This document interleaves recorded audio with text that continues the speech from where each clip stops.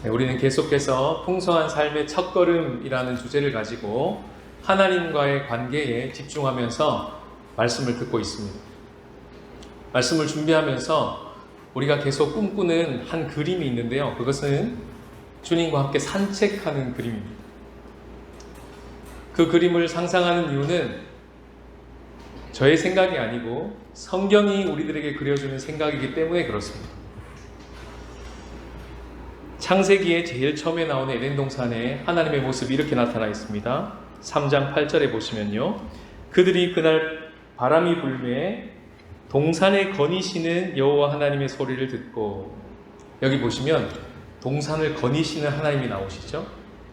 여기서 거닐다가 히브리어로 할라크입니다. 워크인데요. 걷는다는 것인데, 이 단어가 쓰임으로 말미암아 아담과 하와가 하나님과 함께 거닐었다는 것을 상상할 수 있습니다. 그게 원형, 오리지널 그림인 것이죠. 하나님과 함께 걸어가는, 산책하는 모습, 이 모습을 창세기에서부터 시작했고, 그것이 이제 인류 역사의 이야기를 펼쳐가시면서 제일 먼저는 에녹에게 이 단어를 붙입니다. 똑같은 할라크를 에녹에게 붙이면서 그때는 번역을 뭐라고 하냐면 동행하였다 이렇게 얘기합니다. 그리고 똑같은 할라크를 노아에게 붙입니다. 역시 동행하였더라 이렇게 붙입니다. 그리고 족장사가 시작되면서 아브라함이 등장하는데 똑같이 아브라함 12장의 아브라함을 이야기할 때 할라크를 이야기합니다. 내가 지시할 땅으로 가라, 할라크하라 이렇게 얘기하시는 것이죠. 그리고 너는 내 앞에서 행하여 완전하라 라고 이야기하실 때도 행하여 라고 하는 그 단어가 바로 할라크하라 이런 말입니다. 이렇게 성경에서 시작된 산책하는 그림, 하나님과 함께 걷는 할라크의 그림이 계속 이어지다가 어디서 다시 한번 툭 하고 드러나냐면, 하나님께서 이스라엘 백성을 이집트에서 끄집어내시고 시내살림이라는 곳에 1년 동안 머물게 하시면서 당신이 누구신지, 그리고 이 백성을 왜 하나님이 건져내셨는지를 설명하는 장면이 레위기에 나오는데요. 다 같이 한번 읽어보시겠습니다. 시작. 나는 너희 중에 행하여 너희의 하나님이 되고 너희는 내 백성이 될 것이니라. 나는 너희를 애굽 땅에서 인도해내어 그들에게 종된 것을 면하게 한 너희의 하나님 여호와이니라. 내가 너희의 멍에의 빗장을 부수고 너희를 바로 서서 걷게 하였느니라. 이것이 이집트에서 이스라엘 백성을 끄집어냈던 하나님의 모습이며 끄집어내신 이유라고 설명하시는 것이죠. 바로 걷게 하기 위해서. 그 멍에의 빗장을 부수시고 바로 할라크하기 위해서. 하나님의 설명입니다. 그리고는요, 38년이 지났습니다. 이집트에서 나온 출애굽의 1세대들은 그렇게 하나님의 기대를 가지고 할라크가 시작될 줄 알았는데, 성경을 읽어보면요, 놀랍게도 출애굽 1세대는 무려 38년 동안 걷지를 못하고 할라크하지를 못하고 주저앉아 있었습니다. 그리고 38년 동안 뭐만 했냐면 장례식만 계속 치렀던 겁니다. 무려 출애굽 1세대가 한 명도 빠짐없이 마지막 장례식을 치를 때까지 그렇게 38년의 방황이 계속된 것입니다. 결국은 여호수아와 갈렙만을 제외하고 단 한 명도 출애굽 1세대는 가나안 땅으로 들어가지 못했습니다. 신명기 2장 14절을 다 같이 읽어보겠습니다. 시작.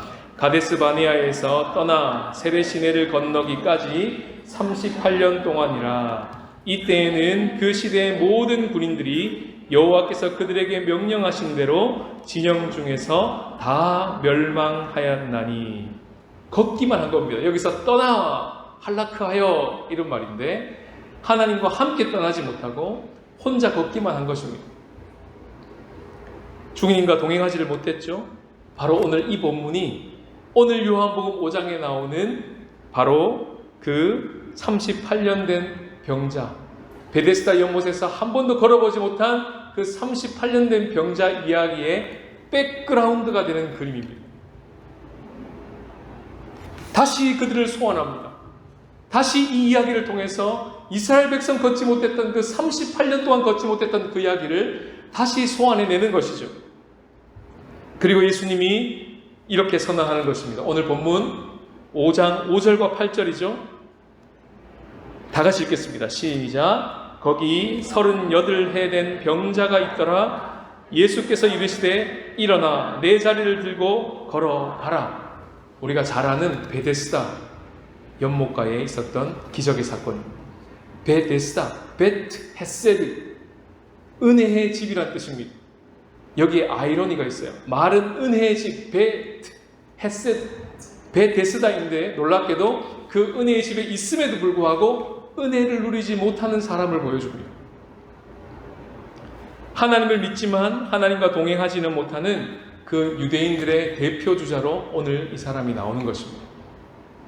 오늘날로 치면 모태신앙이지만 주님과의 동행을 하지 못하는 성도입니다. 예수님을 잊고는 있지만 예수님과 친밀해지는 데까지는 나가지 못하는 성도입니다. 예배를 드리고 있지만 일상에서 주님과 산책하고 한락하는 데는 어려움을 겪고 있는 성도입니다. 그들을 향해서 오늘 주님께서 놀라운 헤세드, 은혜를 선포하시는 것입니다. 어떻게 해요? 일어나 내 자리를 들고 걸어가라. 이렇게 명하시는 것입니다. 이 복음이 실제가 되어서 주님과의 친밀한 한락, 그 동행이 정말 우리의 삶 가운데 실제가 되시기를 주님의 이름으로 축복합니다. 그럼 어떻게 이 친밀한 동행이 누려질 수 있을까요? 오늘 본문을 통해서 함께 은혜를 나누기를 원합니다. 첫 번째는요, 다 같이 읽어보겠습니다. 시작. 성경을 묵상하며 영생을 얻으라. 39절에 보시면 너희가 성경에서 영생을 얻는 줄을 생각하고 성경을 연구하거니와 40절에 그러나 너희가 영생을 얻기 위하여 이렇게 되어 있습니다. 성경을 묵상하는 이유가 무엇입니까? 영생을 얻기 위함입니다. 영생이 무엇일까요? 예수님이 요한복음에서 정확하게 정의해 주셨는데 요한복음 17장 3절입니다. 다 같이 읽겠습니다. 시작. 영생은 곧 유일하신 참 하나님과 그가 보내신 자 예수 그리스도를 아는 것이니이다. 영생은 영원히 사는 것이죠. 이터널 라이프죠. 근데 그것이 시간적인 개념으로 예수님이 설명하지 않으셨습니다. 어떻게 해요? 관계적인 개념으로 설명하셨어요. 누구를 아는 거예요? 유일하신 참 하나님을 아는 거예요.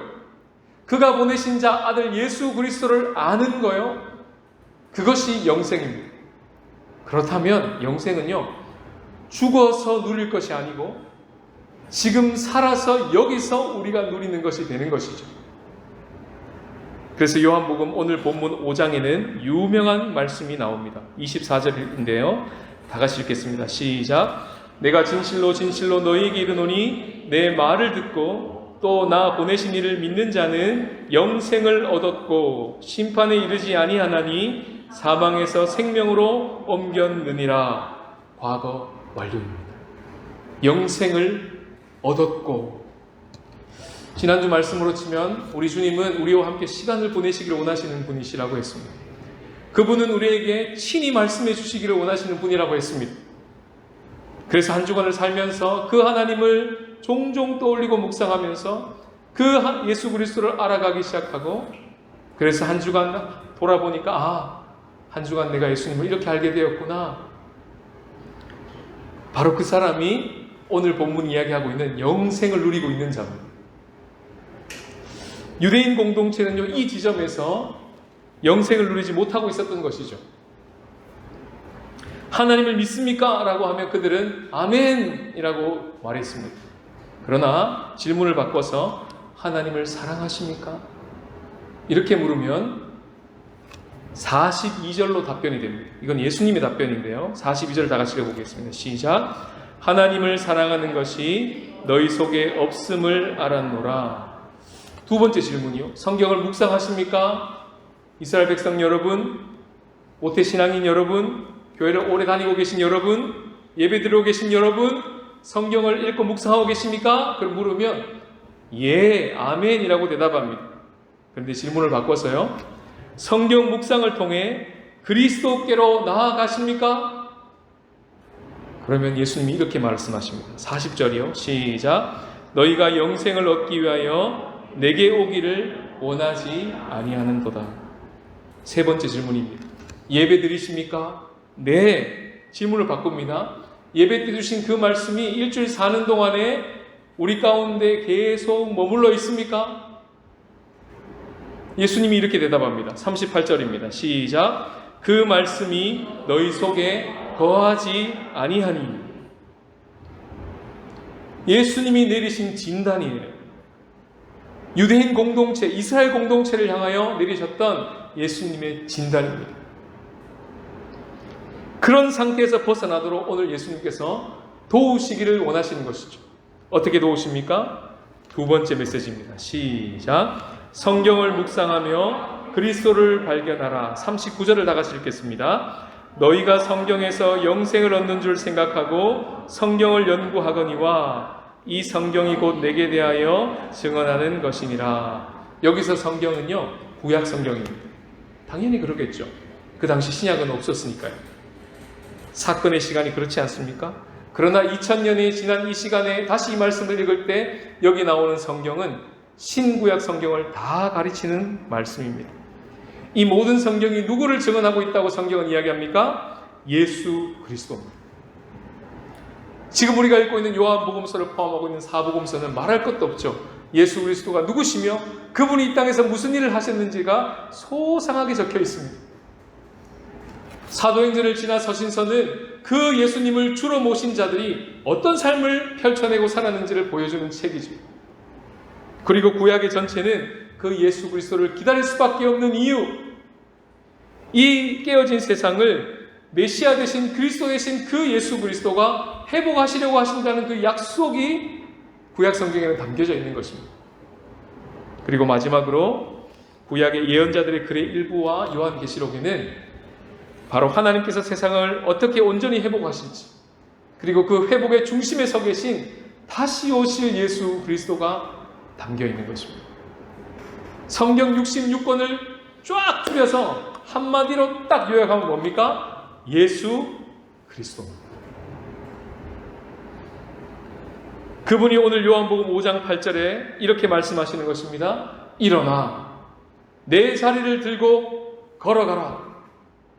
사건의 이야기로 보면 아직 십자가 지시지도 않았고 부활하시지도 않은 그 예수님이 사건 속에서 38년 된 병자에게 명령하시는 것처럼 보이나 우리는 66권 전체를 알고 있는 사람들입니다.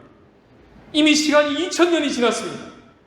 그리고 다시 이 본문을 읽을 때는 이 말씀을 하시는 그분은 단지 사건의 예수 그리스도가 아니죠. 그분은 바로 우리로부터 걷지 못하게 만드는 그 죄 문제, 자기중심성을 해결하시고 십자가에서 내가 되어 돌아가신 바로 그분이 오늘 그렇게 말씀하시는 것입니다. 십자가에서 38년 된 병자가 되어주신 그분이, 그리고 그분은 실제로 내가 되어 십자가에서 장사되고 무덤에 장사되어서 3일 만에 부활하시어 무덤 문을 걸어 들어 나오신 그분이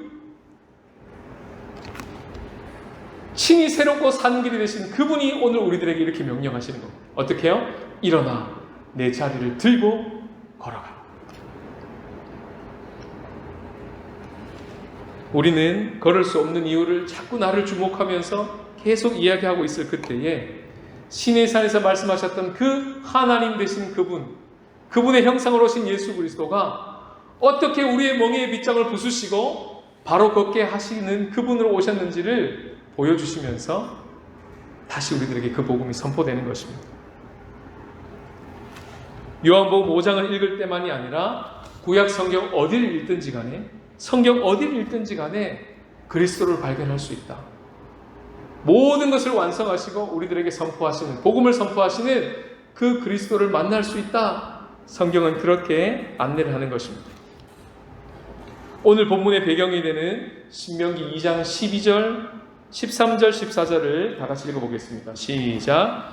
이제 너희는 일어나서 세례 시내를 건너가라 하시기로 우리가 세례 시내를 건넜으니 가데스 바네아에서 떠나 세례 시내를 건너기까지 38년 동안이라. 이때에는 그 시대의 모든 군인들이 여호와께서 그들에게 맹세하신 대로 진영 중에서 다 멸망하였나니. 아무리 눈을 씻고 찾아봐도 그리스도라는 단어는 없습니다. 여기서 어떻게 그리스도를 발견합니까? 예수님은 분명히 구약 성경이 그리스도를 증언하고 있다고 얘기를 했는데 그리스도가 보이십니까?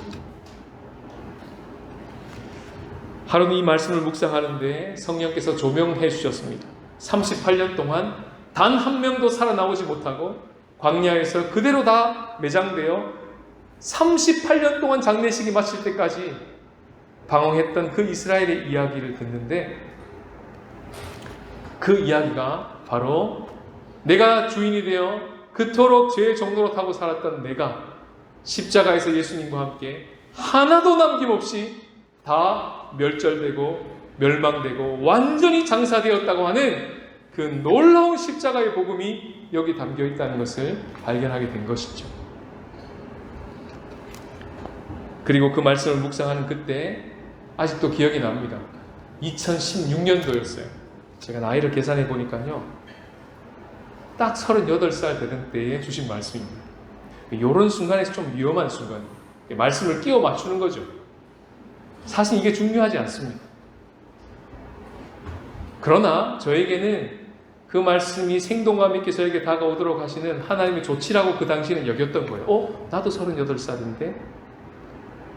근데 거기서 멈추지 않습니다. 그 말씀을 묵상할 때 하나님은 숫자만 맞추신 것이 아니라 본의 아니게 하나님께서 저의 왼쪽 청력을 막으셨습니다. 그리고 돌발성 낭청이 왔고 그렇게 되면 어떤 현상이 벌어지냐면 코로나보다 훨씬 높은 강도로 격리가 되게 되어 있습니다. 가족도 만나지를 못합니다. 한 달 동안 온전히 혼자 있어야 됩니다. 그런 상황을 하나님께서 딱 만드시고는 주님께서 이 말씀 앞에 저를 딱 세우시는 것이죠.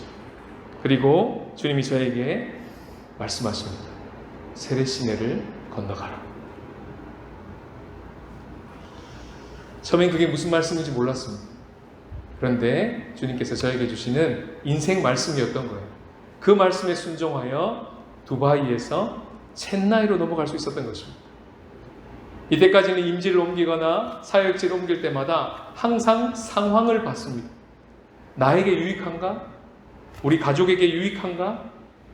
유불리를 따졌습니다. 그렇지 않으면 가지 않았습니다. 그러나 주님을 다시 만나고 회심하고 내가 주인이 아니라 예수님이 주인이라는 사실을 깨닫기 시작하고 주님과 함께 산책이 시작되고 그분이 나의 주인이심을 발견하고 시간을 보내는 그 어느 날 주님께서 저에게 주시는 갈망이 뭐냐면 이제 네가 뭔가를 결정할 때 유불리를 따지지 말고 하나님 말씀하시면 가고 하나님이 말씀하시지 않으시면 머물고 이 훈련을 한번 해보렴 하는 갈망을 주시는 그 어느 날 갑자기 주님이 제 길을 닫으신 겁니다. 그리고 저에게 말씀하신 것이죠. 38년이라고 하는 숫자를 맞추신 게 중요한 게 아니고요. 그 말씀이 나에게 임하여 유산되지 않고 그 말씀을 계속 마리아처럼 내 마음에 품고 그 말씀이 나의 삶 가운데 현실화가 될 때까지 그 말씀이 나를 붙들기 시작하고 그 말씀과 함께 연합하여 산책이 시작되고 그리고 어느 날 그 말씀이 나의 눈앞에 진짜 현실화되는 그것을 보게 되는 말씀과 함께 산책하게 되는 이 할라크가 저의 삶에 실제가 될 수 있구나를 경험한 것입니다. 그게 중요한 겁니다. 38년이 맞는 게 중요한 게 아니고. 그래서 말씀 묵상의 꽃은요, 적용이 아니라 주님과의 연합이 되는 것입니다. 그리스도께 나아가는 것이죠. 그래서 세 번째 메시지가 주어집니다. 다 같이 읽어보겠습니다. 시작. 성경을 묵상하며 그리스도께 나아가라. 40절 말씀을 읽겠습니다. 그러나 너희가 영생을 얻기 위하여 내게 오기를 원하지 아니하는도다. 반대로 읽으면 무엇입니까? 말씀 묵상하는 그 자리는 그리스도께 나오는 자리란다 라고 알려주시는 것이죠.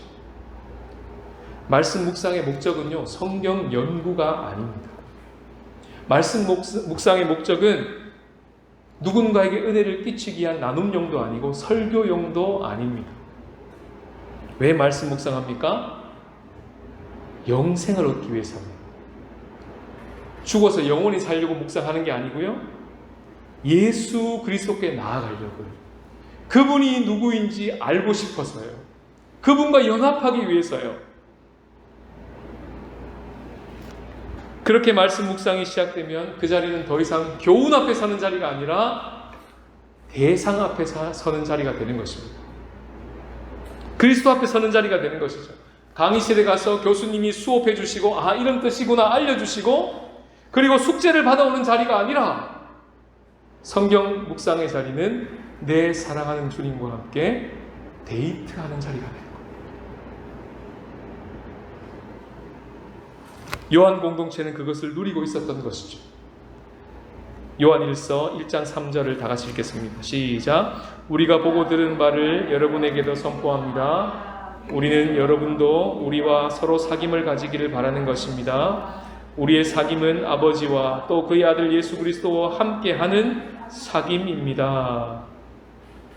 요한 공동체는 사귐의 공동체였습니다. 그래서 우리가 응답의 찬양으로 항상 그 노래를 부르는 것입니다. 요한일서 2장 24, 25절을 제가 읽겠습니다. 너희는 처음부터 들은 것, 말씀이죠. 복음이죠. 너희 안에 거하게 하라. 처음부터 들은 것이 너희 안에 거하면 너희가 아들과 아버지 안에 거하리라. 그가 우리에게 약속하신 것은 이것이니 곧 영원한 생명입니다. 하루는 매일 성경을 묵상하는 작은 아들이 소리를 쳤어요. 무슨 말인지 하나도 모르겠네! 그래요. 매일 성경이 그때 지난주까지는 11기 하를 지나고 있었거든요. 얼마나 어렵겠어요. 저는 이렇게 들었어요. 아니 아빠, 왜 우리가 이 이야기를 알아야 되는 거예요? 한편 이해가 갔어요. 왜냐하면 지금 한준이가요 중국어로 대만 역사를 배우고 있거든요. 얼마나 힘들겠습니까? 아니 이것 따라가기도 힘든데 중국어로 지금 대만 사회를 알아가는 것도 힘든데 왜 내가 이 지금 11기 하를 따라잡아야 되냐고요. 하나도 모르겠다고요. 왜 읽어야 되는 건데요? 이렇게 저는 들었거든요. 막 설득이 돼요. 그래, 읽지 마. 아무런 필요 없어. 이해도 안 가는 게 읽지 마. 그냥 대만 공부 열심히 해. 여기까지 올라오서. 근데 이건 우리가 포기할 수 없는 거잖아요. 아들에게 그 뜻이 당장 이해가든 이해가지 못하든 시간을 보내고 있다는 것이 중요하잖아요. 그래서 한편 마음을 알아주면서도 잘 설명하려고 몸부림을 쳤습니다. 근데 묵상을 하는데요. 그 반대도 문제겠구나 라는 생각이 들었습니다. 그 반대는 뭡니까? 이런 겁니다. 말씀을 딱 읽는데요. 마치 성령께서 쪽집게처럼 오늘 회사 가서 무엇을 해야 될지를 정확하게 가르쳐 주는 거예요. 본문이. 누구를 만나라고 하시는 거구나. 이 문제는 이렇게 처리하라고 하시는구나. 정확하게 쪽집게 과외 선생님처럼 알려주시는 거예요. 그게 맨날 진행된다고 생각해 보십시오. 좋을까요? 안 좋을까요? 좋을까요? 안 좋습니다. 왜 그럴까요? 성경을 굉장히 왜곡해서 읽게 되는 여지가 있기 때문에 그렇습니다. 그렇게 우리는 그만큼 약합니다. 그리스도 중심으로 그리스도께 나아가기 위해 성경을 읽는 것이 아니라 그렇게 말씀 묵상에 세팅되면 자기 중심으로 읽게 됩니다. 내 문제를 해결하기 위하여 말씀을 들여다보게 됩니다. 그럼 어떤 일이 벌어집니까? 나에게 부딪혀오는 말씀이 하나도 없고 나에게 걸려드는 말씀이 하나도 없고 내 문제를 건드려주는 말씀이 하나도 없을 때는 더 이상 이 말씀이 나에게 아무런 의미가 없게 다가오는 겁니다. 그리고 서서히 그 말씀 묵상 자리가 재미없기 시작합니다. 별 필요 없네. 뭘 하고 이걸 읽어? 시간 낭비하게. 이렇게 이제 흘러가는 것이죠. 또는 너무 적용에 집중한 나머지 그렇게 되면 숙제를 받게 되고 못하는 자신을 발견하게 됩니다. 또는 의지가 강한 사람은 내가 할 수 있네 하는 것을 보면서 어깨에 이만큼 힘이 들어가고 신앙에 마치 크레딧을 쌓아가는 것처럼 말씀을 묵상합니다. 굉장히 좋지 않은 말씀 묵상 자리입니다.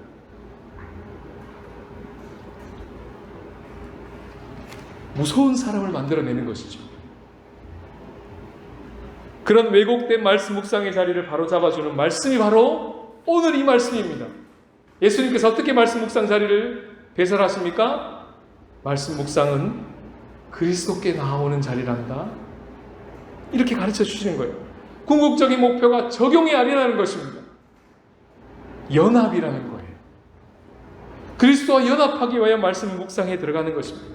그래서 그리스도께 나오렴, 그리스도와 함께 연합하렴, 그 안에서 내가 너를 위해 무슨 일을 하고 있고 무슨 일을 했는지 주목하렴, 그렇게 교제하고 관계하며 들어갈 때 그 묵상의 자리에서 우리의 문제도 건드려지는 것입니다.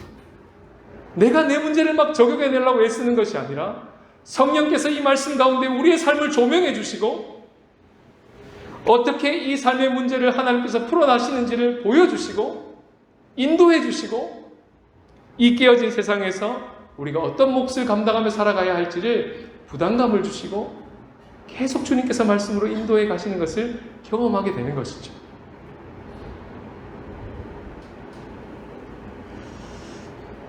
어떻게 하면 이런 말씀 묵상의 자리가 숙지하는 자리, 강의 듣는 자리, 설교 듣는 자리가 아니라 주님과 데이트하는 자리가 될 수 있을까요? 성경이 이야기하고 있는 팁을 함께 나누기 원합니다. 골로새서 3장 16절을 다 같이 읽겠습니다. 시작. 그리스도의 말씀이 너희 속에 풍성히 거하여 모든 지혜로 피차 가르치며 권면하고 시와 찬송과 신령한 노래를 부르며 감사하는 마음으로 하나님을 찬양하고. 오늘 보시면 그리스도의 말씀이 홍성에 거하는 것이 나오죠. 그리고 끝입니까? 그 다음 무엇으로 이어집니까? 피차 가르치고 권면한답니다. 또 무엇으로 이어집니까? 시와 찬송과 신령한 노래를 부른답니다. 감사하는 마음으로 하나님을 찬양한답니다. 팁은 이것입니다. 말씀 앞과 뒤로 찬양과 기도를 넣는 것입니다. 이것이 어렵지 않는 이유는 우리가 매주 이 자리에 올라와서 그대로 하고 있기 때문에 그래요. 지금 만약에 이 예배를 드리는데요, 앞에 앉아서 기도하는 시간, 찬양하는 시간, 이 모든 것을 생략하고 딱 앉자마자 제가 앞에 딱 나와서 오늘 주시는 하나님의 말씀을 하고 시작한다고 생각해 보십시오. 그래도 여러분 은혜를 받으실 거죠. 그러나 어떤 느낌이 들까요? 딱딱하지 않을까요? 굉장히 주님의 임재 안에 들어가는 데 있어서 뭔가 퍽퍽하지 않을까요? 그리고 이것이 오늘 우리에게 주시는 말씀입니다. 다 같이 기도하시겠습니다. 예수님의 이름으로 기도합니다. 아멘 하고 그냥 바로 예배를 마친다고 생각해 보십시오. 축도하고. 우리는 그렇게 하지 않습니다. 우리는 어떻게 합니까? 말씀이 선포되기 전에도 기도했고요. 찬양했고요. 말씀이 선포되고 난 후에도 그 말씀을 붙들고 기도했고요. 그리고 응답의 찬양을 곡이나 했습니다. 이 세팅을 그대로 어디로 가지고 간다고요? 개인의 말씀 묵상 시간으로 가져간다. 이게 말은 쉬운데요. 제가 해보니까 잘 안 돼요. 왜 이렇게 안 될까요? 저도 안 돼요, 잘. 금방 말씀을 그냥 읽어요, 그냥. 시간도 없고, 바쁜데 지금 무슨 찬양하고 기도하고, 그럴 시간 없어. 그냥 바로 읽고, 읽는 것만 해도 대단해요. 그렇게 살았습니다. 근데 어느 날 그 자리가 너무 퍽퍽하고, 너무 강의 듣는 것 같고, 너무 숙제하는 것 같고, 그냥 교훈 앞에만 딱 섰다가 깨닫고는 그냥 덮어두고 또 하루를 살아가는 그런 말씀 묵상을 오래 살다가 이게 뭔가 문제가 있구나 하는 걸 알았습니다. 성경을 들여다봤습니다. 말씀 묵상의 자리는 설교하기 위한 묵상의 자리가 아니구나. 연구하는 것도 목적이 아니구나. 말씀 묵상의 자리의 목표는, 꽃은 적용이 아니구나. 자유하게 되었어요. 뭘까 그럼? 주님과의 연합이구나. 그리스도와 함께하는 거구나. 그리스도께 나가는 것이구나. 어떻게 하면 그렇게 될까? 성경을 보니까 기도하고 찬양하는 그 짧은 시간이 앞뒤로 있을 때 살아난다는 것을 알 것입니다.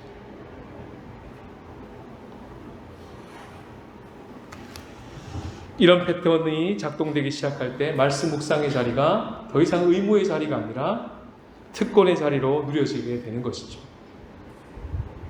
성경과 나와의 거리가 주님과 나와의 거리입니다.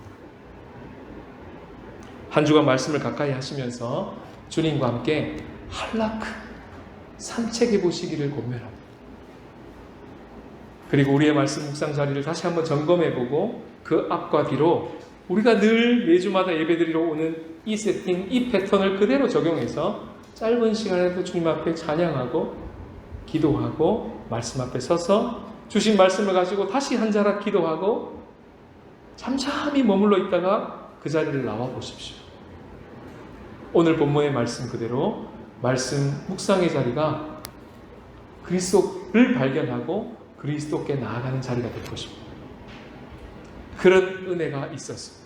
오늘 선포된 그 복음 메시지, 일어나 내 자리를 들고 걸어가라 하신 이 말씀이 우리의 가슴에 새겨진, 그렇게 한 주를 살아가게 된 그 말씀이 그대로 실제가 됩니다.